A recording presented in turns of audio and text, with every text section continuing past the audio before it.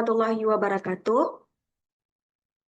Waalaikumsalam warahmatullahi wabarakatuh. Aduh, Selamat siang semuanya. Perkenalkan, saya Najwa Mariani dengan NIM 230503020. Sebelumnya, saya ingin mengucapkan terima kasih yang sebesar-besarnya kepada dosen pengampu MK Pemodelan Sistem, yaitu Ibu Dr. Mary Andriani, STMT, atas bimbingan dan arahan yang telah diberikan selama proses penyusunan penelitian ini. Pada kesempatan ini, saya akan mempresentasikan tugas mata kuliah pemodelan sistem dengan judul Analisis Keluhan Muskuloskeletal pada Pekerja Industri Mebel Kayu di Srijati Furniture Merandeh menggunakan metode standar Nordic Questionnaire atau SNQ. Pertama, mari kita mulai dari penjelasan latar belakang pada penelitian ini.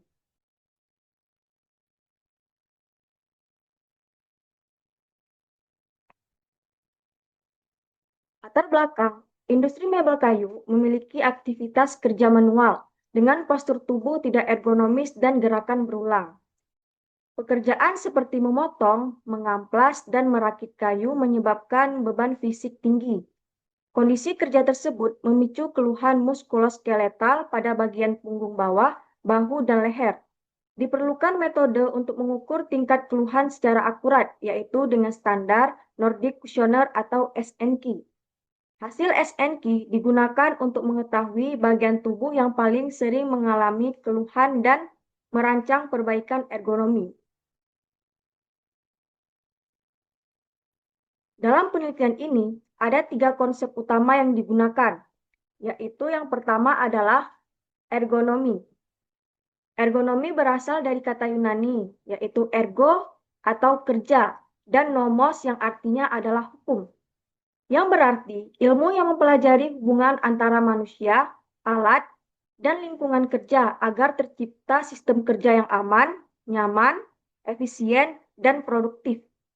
Tujuan utama ergonomi adalah menyesuaikan pekerjaan dengan kemampuan manusia, bukan memaksa manusia menyesuaikan diri dengan pekerjaan.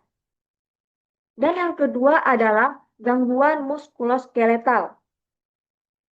MSDS adalah kelainan atau gangguan pada otot, sendi, tendon, saraf, dan ligamen akibat aktivitas kerja yang berlebihan. Postur tidak alami atau gerakan yang dilakukan berulang-ulang. Keluhan yang muncul bisa berupa rasa nyeri, kaku, atau pegal pada bagian tubuh tertentu, terutama leher, bahu, punggung, tangan, dan kaki. Dan yang ketiga adalah standar Nordic Questionnaire atau SNQ. SNQ merupakan instrumen penelitian ergonomi yang digunakan untuk mengidentifikasi dan mengukur tingkat keluhan muskuloskeletal pada berbagai bagian tubuh pekerja. Metode ini menggunakan peta tubuh atau yang bisa disebut adalah Nordic Body Map yang menunjukkan 28 bagian tubuh, mulai dari leher hingga kaki. Responden menilai tingkat keluhan dengan skala. Bobot 0 sama dengan tidak sakit, bobot 1 sama dengan agak sakit, dan bobot kedua adalah sakit. Dan yang ketiga adalah sangat sakit.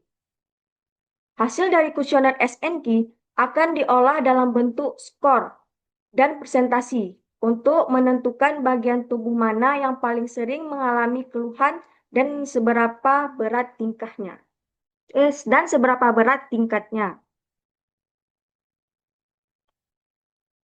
Dan yang selanjutnya adalah metodologi penelitian. Yang pertama adalah waktu dan tempat penelitian, yaitu waktunya adalah 27 September 2025 di Srijati Furniture Merandeh, Langsa, Aceh. Selanjutnya adalah variabel penelitian. Yang pertama adalah variabel bebas, yaitu aktivitas dan postur kerja seperti memotong, mengamplas, dan merakit. Variabel yang kedua adalah variabel terikat, yaitu keluhan muskuloskeletal yang diukur dengan SNQ. Selanjutnya adalah kerangka konseptual. Kerangka konseptual yang pertama adalah faktor kerja, yaitu aktivitas dan postur. Aktivitas dan posturnya adalah biasa dilakukan pada mebel kayu ini secara manual, seperti memotong, mengamplas, dan merakit. Dilakukan dengan postur yang tidak ergonomis yang menimbulkan beban fisik tinggi. Dan yang kedua yaitu risiko ergonomi atau gerakan berulang dan durasi kerja, yaitu postur buruk dan gerakan berulang yang menyebabkan kelelahan otot dan stres pada sendi akibat durasi kerja lama tanpa istirahat. Dan yang ketiga kita mengidentifikasi yaitu keluhan muskuloskeletalnya atau MSDS pada leher, bahu, punggung, tangan, dan kaki. Resiko ergonomi tinggi memicu keluhan nyeri pada leher, bahu, punggung, dan kaki, dan sebagainya pada setiap jenis keluhannya. Dan yang keempat, kita mengidentifikasi pengukuran dengan SNQ, yaitu identifikasi lokasi dan tingkat keluhan. SNQ ini digunakan untuk mengidentifikasi lokasi dan tingkat keluhan otot pada pekerja. Dan yang kelima adalah rekomendasi perbaikan ergonominya, yaitu kita memberikan saran perbaikan postur, penggunaan alat bantu kerja, dan pengaturan waktu istirahat. Selanjutnya yaitu prosedur penelitiannya. Prosedur penelitian, hal yang paling awal itu yaitu adalah mulai. Mulai itu kita menentukan topik dan fokus penelitian tentang keluhan muskuloskeletal pada pekerja mebel kayu dengan metode SNQ. Dan yang kedua adalah identifikasi masalahnya, yaitu observasi awal aktivitas kerja yang beresiko menimbulkan keluhan otot. Dan yang ketiga adalah menentukan masalah, yaitu apa masalah yang terjadi seperti postur tidak ergonomis dan gerakan berulang menyebabkan keluhan MSDS. Dan yang selanjutnya adalah identifikasi tujuannya, yaitu menganalisis tingkat dan lokasi keluhan serta memberikan rekomendasi ergonominya. Dan yang selanjutnya adalah studi literatur, yaitu kajian teori ergonomi, metode SNQ, dan faktor resiko MSDS. Dan selanjutnya adalah pengumpulan data. Pada data ini ada data primer, yaitu observasi kerja dan kuesioner SNQ-nya. Dan yang kedua adalah data sekunder, yaitu profil usaha dan literaturnya. Selanjutnya adalah pengolahan data, yaitu kita merekapitulasi hasil SNQ, lalu memperhitungkan skor dan presentasi keluhan, dan selanjutnya adalah menganalisis peta tubuhnya. Dan yang terakhir adalah kesimpulan dan saran. Kesimpulan dan saran ini yaitu kita menentukan area keluhan tertinggi dan memberikan usulan perbaikan postur kerja. Selanjutnya yaitu pengumpulan data. Yang pertama adalah kita mengumpulkan data menggunakan kuesioner SNQ yang kita berikan kepada 5 pekerja mebel kayu. Kuesioner ini digunakan untuk mengetahui bagian tubuh yang mengalami keluhan muskuloskeletal saat bekerja. Setiap keluhan kita beri bobot, yaitu tidak sakit sama dengan bobotnya 0, agak sakit bobotnya 1, sakit bobotnya 2, dan sangat sakit bobotnya 3. Hasil rekapitulasi menunjukkan keluhan tertinggi terdapat pada bahu kanan. Bisa kita lihat pada hasil tabel rekapitulasi pengumpulan data ini. Dan skor tertinggi yang selanjutnya adalah pada punggung dengan skor 10.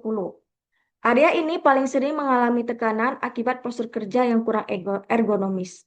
Jadi data yang diperoleh dari kuesioner SNQ diolah untuk mengetahui presentasi keluhan pada setiap bagian tubuh menggunakan rumus berikut, yaitu rumusnya adalah persen keluhan sama dengan skor resiko bagian tubuh operator sama dengan jumlah skor resiko bagian tubuh operator dikali dengan 100%. Contoh perhitungan pada bagian sakit kaku leher bagian atas, yaitu pada jenis keluhan yang pertama. 0% keluhan sama dengan skor keluhan yaitu 8 dibagi dengan 188 yaitu sigma dari skor keluhan semuanya dikali dengan 100%. Maka kita dapat hasilnya adalah 4%. Jadi, setiap jenis keluhan ini kita cari menggunakan rumus tersebut sampai dengan pada jenis keluhan yang ke-27, yaitu sakit pada kaki kanan, di mana persentase yang kita dapat adalah 5%. Jadi, total seluruh persentase yang kita dapat pada setiap keluhan ini adalah 100%. Jadi, di sini kita melihat dari hasil rekapitulasi, di mana sajakah jenis keluhan yang memiliki persentase terbanyak. Jadi, persentase yang tertinggi yaitu pada bahu, punggung, tangan kanan dan kiri, betis kanan dan kiri, dan kaki kanan dan kaki kiri, dengan persentase tertinggi yaitu 5%.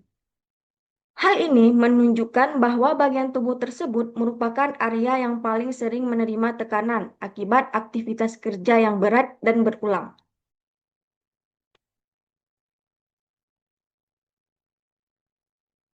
Baik, adapun kesimpulan dari hasil PPT saya dan hasil penelitian saya adalah aktivitas kerja di industri mebel kayu yang dilakukan secara manual dengan postur tubuh yang tidak ergonomis seperti membungkuk dan melakukan gerakan berulang dalam waktu lama, menimbulkan beban fisik tinggi pada tubuh pekerja. Hasil analisis SNQ menunjukkan keluhan terbanyak terjadi pada bahu, punggung, tangan kanan dan kiri, betis kanan dan kiri, dan kaki kanan dan kiri, dengan persentase tertinggi yaitu 5%, menandakan bagian tersebut paling sering menerima tekanan. Faktor utama penyebabnya adalah posisi kerja membungkuk, durasi kerja panjang tanpa istirahat, alat kerja yang tidak sesuai postur tubuh, dan melakukan gerakan berulang saat mengamplas dan memotong kayu. Kondisi ini meningkatkan resiko gangguan muskuloskeletal atau MSDS yang berdampak pada penurunan kenyamanan dan produktivitas pekerja pada mebel kayu yang saya teliti. Jadi, penerapan prinsip ergonomi seperti penyesuaian tinggi meja, waktu istirahat cukup, dan pelatihan postur kerja yang benar dapat mengurangi keluhan serta meningkatkan efisiensi dan kenyamanan kerja pada industri mebel kayu Srijati Furniture.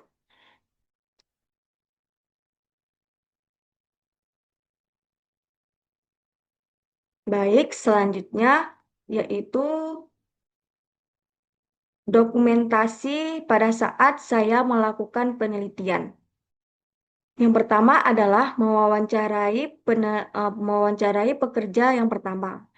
Dan selanjutnya mewawancarai pekerja kedua sampai dengan mewawancarai pekerja kelima. Dan gambar keenam adalah postur kerja yang dilakukan pada mebel kayu furnitur Srijati. Sekian presentasi dari saya. Saya membuka sesi tanya jawab. Bagi teman-teman yang ingin menanyakan, saya persilahkan.